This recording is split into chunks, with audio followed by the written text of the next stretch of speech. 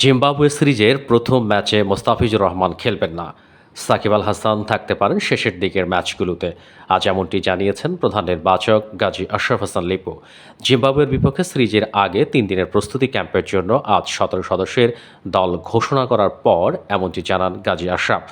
আইপিএলে চেন্নাই সুপার কিংসের হয়ে খেলতে ১ মে পর্যন্ত ছুটিতে থাকবেন মোস্তাফিজ।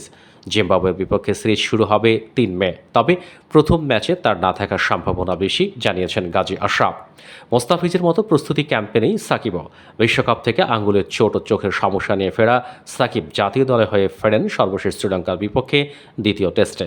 ছুটিতে থাকায় টি-20 ও ওয়ানডে সিরিজে খেলেননি তিনি।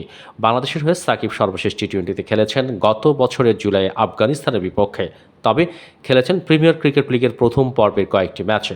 প্রস্তুতি ক্যাম্পে ১৭ জনের সঙ্গে সাকিব মোস্তাফিজকে যুক্ত করে দলটিকে টি-20 বিশ্বকাপের মূল দলের জন্য প্রাধান্য দেওয়া হবে বলেও তিনি জানিয়েছেন। তার ভাষায়, যদি কোনো দুর্ভাগ্যজনক উদাহরণ না আসে, যেমন কোনো অফ স্পিনার চোটে পড়ে, তাহলে মেহেদী হাসান মিরাজ আছেন, তার যথেষ্ট টি-20 অভিজ্ঞতা আছে, কোচের দিক নির্দেশনা সম্পর্কেও তিনি জানেন। সেরকম দু একজন হয়তো বাইরে থাকবেন, আপাতত যাদের ঠিক প্রয়োজন নেই। মিরাজকে রাখা না হলেও নির্বাচকদের নজরে আছেন pace bowling allrounder Mohammad Saifuddin, যিনি সর্বশেষ জাতীয় দলের হয়ে খেলেছেন ২০২২ সালের অক্টোবরে। তাকে নিয়ে গাজী আশরাফ বলেছেন, জিম্বাবুয়ে সিরিজটি তার স্বরূপে ফেরার জন্য বড় একটি সুযোগ। তাকে নিয়ে আমাদের অনেক আগ্রহ আছে।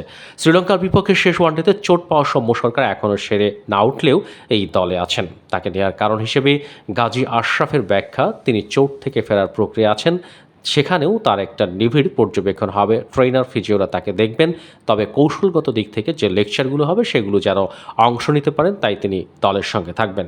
২৮ মে এই প্রস্তুতি ক্যাম্প শেষ হওয়ার পর জিম্বাবুয়ের বিপক্ষে সিরিজের দল ঘোষণা হবে বলেও জানিয়েছেন প্রধান নির্বাচক গাজী আশরাফ।